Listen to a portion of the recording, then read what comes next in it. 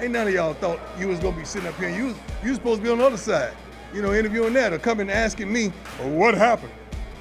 You said this and you said that, yeah? Now what? Now what? Everybody quiet now.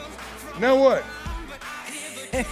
That is Colorado football coach Deion Sanders a week ago talking about his team's amazing win over TCU to start the season. This weekend, they did it again, winning against Nebraska on Saturday.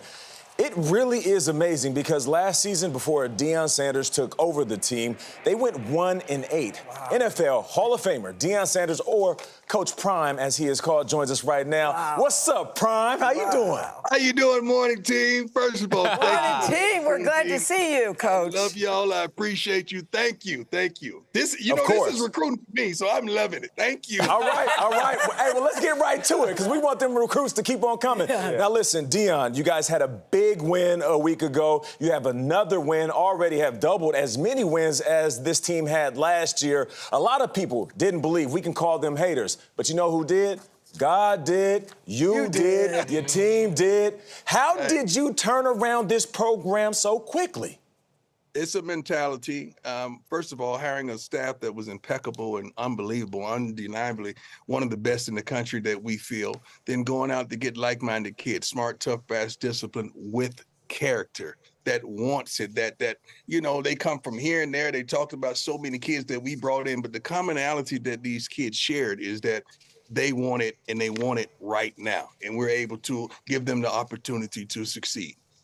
I know, but Deion, we normally don't interview a football coach who's just won 2 games in a row, but you are a different kind of dude. Mm-hmm. You came in, you took over the program, you brought in your own team, you let a lot of players go. You hurt people's feelings. There are a lot of bruised egos. Then your son was the quarterback, and they said, look at that, he's putting in his son. What did you see that other people didn't? Because this is extraordinary what you've done. Well, I know what I want, and I know how to go get it, and I'm going to do it unapologetically. I'm not here to run for office. I'm not here to kiss the babies and all of that, although I love kids. I'm here to win, and I'm here to be dominant, and I'm going to do that the only way I know how to do it. I've won at every level in my life, from high school and Pee-wee all the way up. This is no different. Just because there's a bigger lens, there's more cameras, there's more popularity, there's more notoriety. I've always won, and I know that formula. I'm going to instill it each and every day, and it's a consistency and a continuous thing. Well, Coach, something else you know is a Deion shuffle, something I know as well. Did it on the playground a time or two. And your son, after scoring this weekend, he's the quarterback there at Colorado. He did his own version, you could say, of the Deion shuffle.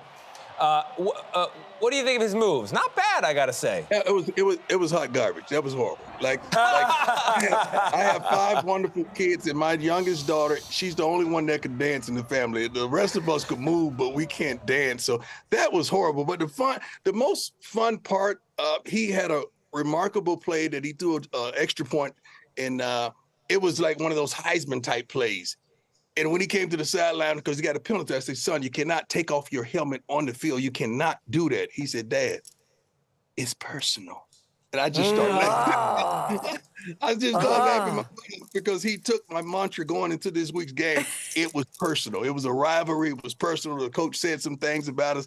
Their kids said some things about our kids, and it was truly a personal battle. You know what else I like to watch, Deion? The way you interact with your players. A player made a mistake on the first game, and you went over and you put your hands on him, but you weren't screaming, you weren't hollering. What are you saying to your players that gets them so motivated the way you do? I love watching your interaction with them.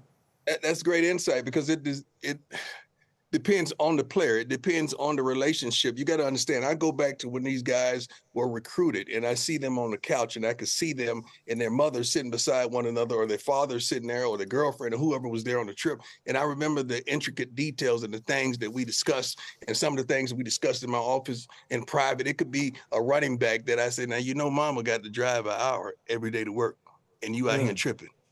Yeah. And it could be something as simplistic as that. But that young man that you're referring to, he played for me when he was age 4 through 6 in Texas. He played youth ball with me, so we have so much history. So it's so easy to push his buttons because I know him, because I've been knowing him ever since he was a youth.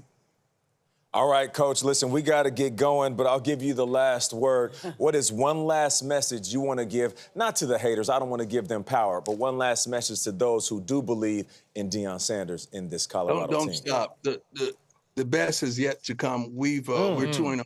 We haven't even played our best ball. But regardless of football or anything in life, you got to believe. If you don't believe in yourself, Gotta believe. It's a good note nobody to end else on. will. Yes. Gail, I thank you, sis. I love you. I appreciate you so much. The little text messages you send me, they just put gas in my car. We feel the same. We feel the same. Gail's the best. Love back at you. We're so right, glad Prime. you came Thank today. you, Prime.